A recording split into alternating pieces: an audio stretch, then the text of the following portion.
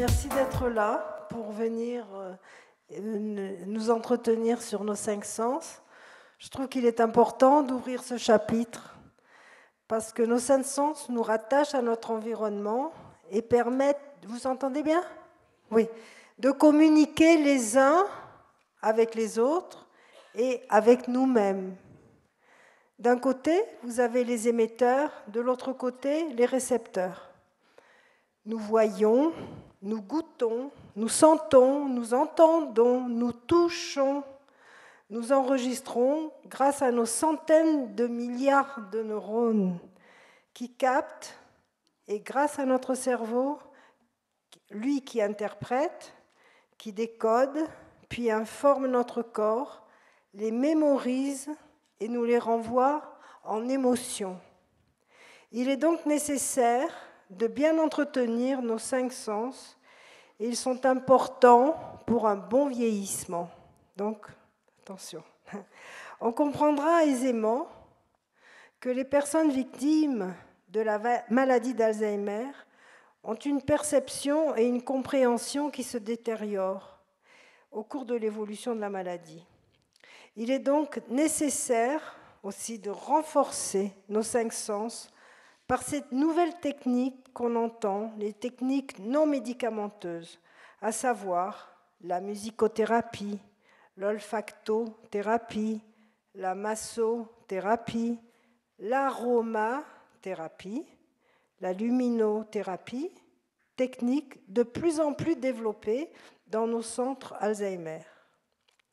Ces techniques permettent de préserver et de faire perdurer le plus longtemps possible ces qualités et ces ressources dont ces malades disposent toujours. Rappelons-nous que ces 5 sens sont interactifs et peuvent venir au secours l'un de l'autre. C'est ce qu'on appelle la plasticité du cerveau, qui sera d'ailleurs évoquée lors de nos travaux. Comme le disait Olivier Sacks, qui est un grand professeur de neurologie et de psychiatrie à l'Université Columbia, enfin, il ne faut pas aller si loin parce qu'il y en a d'autres aussi qui ont dit beaucoup de choses dans ce même sens, mais c'est surtout dans ce beau livre qui s'intitule « Des yeux pour entendre ». Donc, on comprend la plasticité. Alors, je vais vous le citer. Il y a bien sûr un consensus des sens. Les choses sont entendues, vues, touchées, senties simultanément. Leur bruit, leur son, leur forme, leur odeur, leurs sensations au toucher vont tous ensemble, forment un tout. D'autre part, je tiens à souligner que tous nos stimuli repassent toujours par notre hippocampe.